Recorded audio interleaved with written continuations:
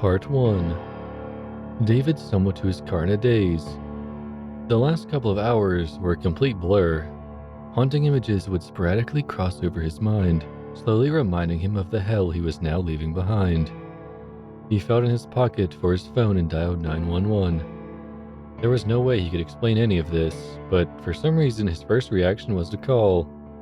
Maybe they could just come here and confirm that it's a normal house, nothing more. They could put his mind at ease and he could go home, live a normal life with. Then he remembered. The dirt under his feet slipped around him as David tore back to the house. Maggie.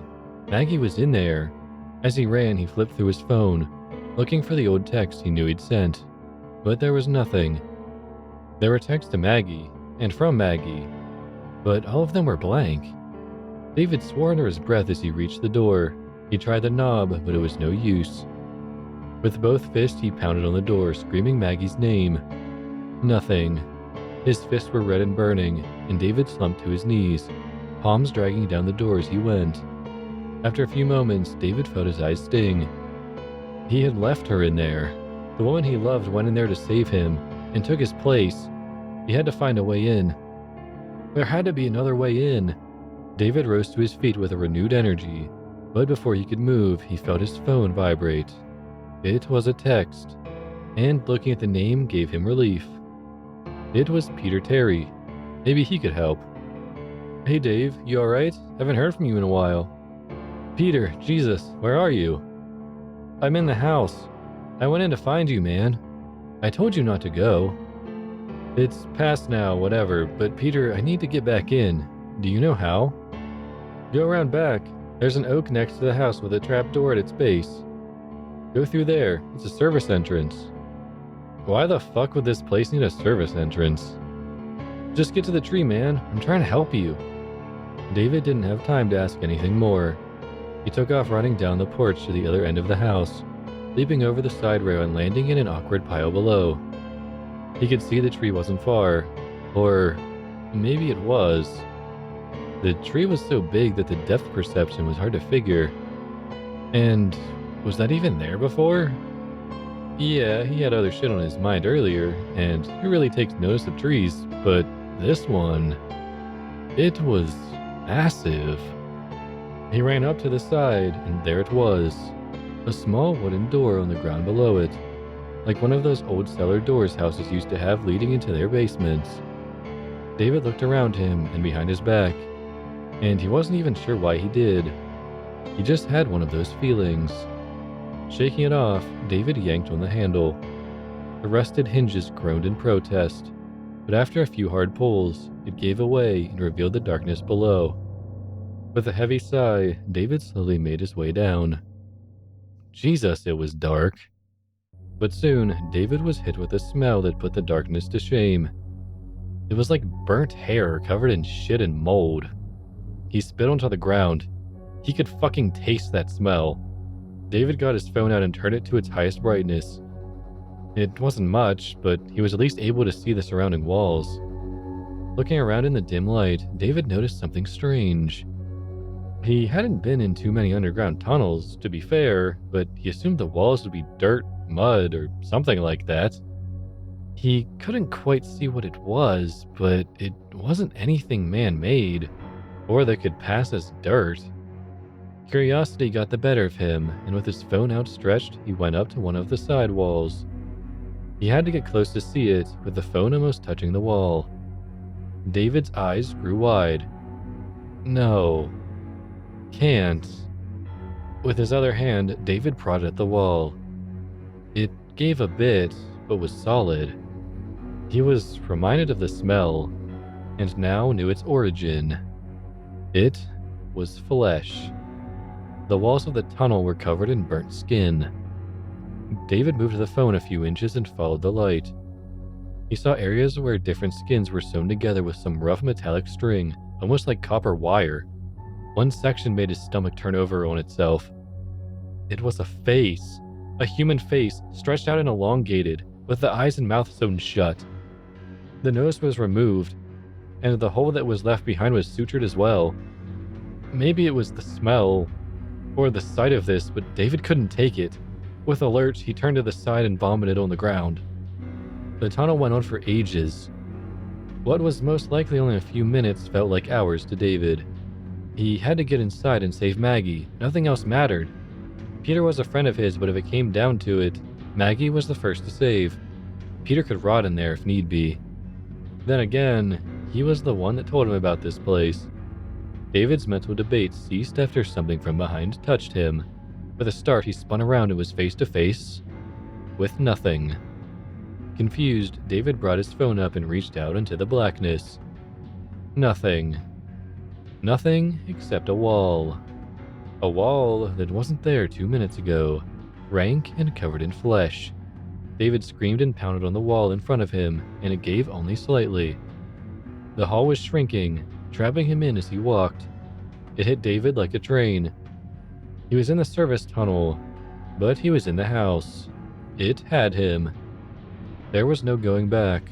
The house was pulling him in, and it was glad to see him. Earlier, this may have fazed David more than it did at that moment. There, in that hell of a tunnel, David barely flinched. He had seen what this place was capable of, and he had witnessed some of the most sanity-testing experiences imaginable. He'd seen it all. Or, at least he thought. As he walked, David could now hear the tunnel shrinking in from behind. The grinding, sloshing noise of flesh twisting on itself to seal him in made him feel sick again, but he only sped up his walking. After a moment, he heard something that made him stop dead in his tracks. It was a voice, a girl's, and it wasn't Maggie's. "Why did you come back?" David stood there frozen. The voice seemed to come from everywhere. "Why did you come back? Why?" The screaming was getting closer, and David braced himself against the back wall.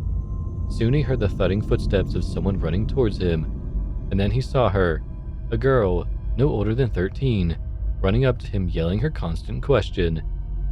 David was too stunned to react, short of just standing there. The girl ran up to him and began to pound on his chest with her fist. Hard at first, but then weakening, like a spoiled girl hitting the ground when she didn't get her way. "Why, David? Why did you come back?" The girl slumped to her knees in front of him, with one final hit against his leg. David stood there in shock, hands slightly raised and tense. His fear began to ease out of him. She clearly wasn't a threat, and didn't seem to be a ghost or anything. "Hey," he began. "It's all right. Who are you?" The girl jumped slightly at his words. Slowly, she lifted her head to look at David. His heart sank as he saw her face. No eyes. Absolutely no eyes. Blackness. And when she spoke, he could see inside her mouth. No tongue and no teeth. Just a void. "You came to save us, didn't you?" Part 2. The girl stood up and brushed her hair out of her face. For some reason, even taking into consideration how terrifying she should have been to David, there was something oddly normal about the girl. She had shoulder-length brown hair and was skinny as a rail, with a few specks of freckles across her nose and cheeks. Even her clothes could have been found in any store. Black tank top and jeans tucked into black-red boots. She was older than he first thought as well, closer to 16, if she even had an age. A hum from behind them startled them both, and dragged David back into his current situation. "We have to go," she said. "Now." And the girl grabbed his hand and took off. Surprised, David followed and nearly dropped his phone. He tried to hold it up as far as he could to light the way. "No need." The girl raised her free hand in front of her as she spoke. "I got it." She mumbled something under her breath, something that couldn't have been English, and a glowing light pulsated in front of them and followed. It was like a spotlight from above was following their movements. The hum from behind was getting louder as they approached the first fork in the tunnel. Without hesitation, the girl veered them over to the right. Clearly she knew where she was going, and David wasn't about to argue. After a moment, the humming stopped, and they stood in front of a ladder leading up into darkness. "Just up here," and the girl began to climb the ladder before them. David snapped back into reality, and he was incredibly confused. "Wait!" The girl stopped mid-climb and looked over her shoulder. Look, I know this is weird. No, I know what weird is. I've seen weird. Who are you? I'll explain soon, okay? We just really kind of need to get out of here, okay? No one is supposed to be here and we, well, are, so... And with that, the girl returned to her climb. David was about to retort, but the hum from behind grew louder. Survival outweighed understanding at that point, and David grabbed the ladder and followed the girl, leaving that tunnel hopefully for the last time. The ladder led the pair into an empty room. It almost looked like a huge broom closet. A few scattered buckets and mops were lining the walls. But for being a part of the house, it was very unassuming. The girl next to him shook herself off and shoved her hand toward David. Her mood swings were clearly something to be impressed with, and David reluctantly took her hand and shook it. You're probably wondering who I am, and why I know you.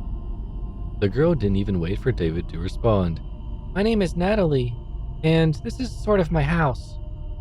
What are you talking about? How is this your house? This fucking place is your house? I know, but you have to understand what happened.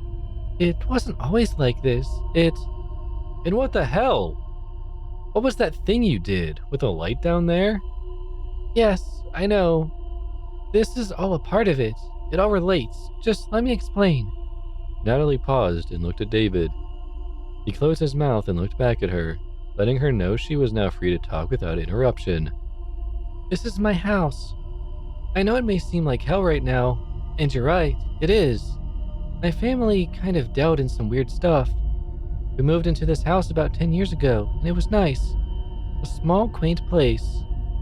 Yeah, considering I'm used to the city, but it was nice. The problem is, my family, we can do things. Witches, I guess. Natalie kind of laughed at the thought. Mostly just parlor tricks, like that light show you saw in the tunnels. But some of us, like my brother, took it a bit too far. He started to mess with some dark dealings, demons and summonings and the like. I mean, summoning isn't always bad.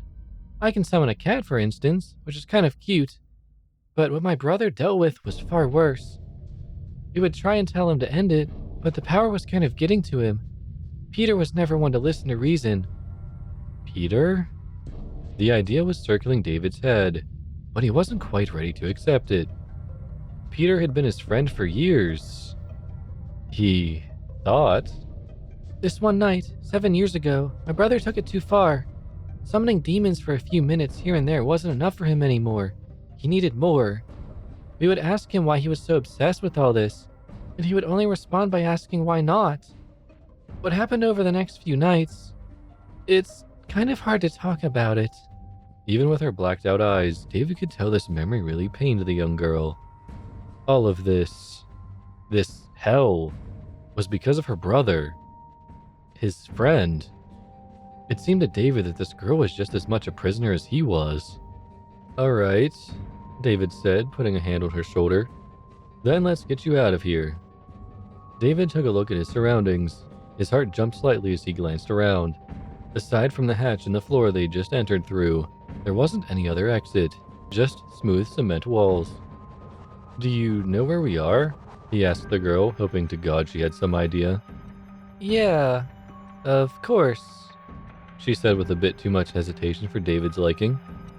It's my house, isn't it? And with that, she made her way over to one of the far walls. The surface of the wall was a smooth brushed gray cement. There was no way through, no door, nothing. Natalie reached into her pocket and took out what looked to be a small piece of artist's charcoal. She pressed it to the wall and began to draw a long swooping line about 3 feet in length. Line after line followed, and David watched in awe as the girl stood back and admired her work. David had never seen anything like it outside of fantasy movies. It was like a yin-yang mixed with a pentagram, mixed with a child's doodle. Natalie placed the charcoal back into her pocket and ran her fingers through her hair. After a moment of silence, she raised her hand and placed her right palm against the symbol, resting 2 fingers against her temple with the other. At first, David thought she was speaking to him, but then realized that she was chanting her weird language again. Soon the symbol seemed to be vibrating, and David watched on as it began to steadily glow a deep purple. Natalie smiled to herself as she felt the wall shake before it split in two. I've always loved doing that.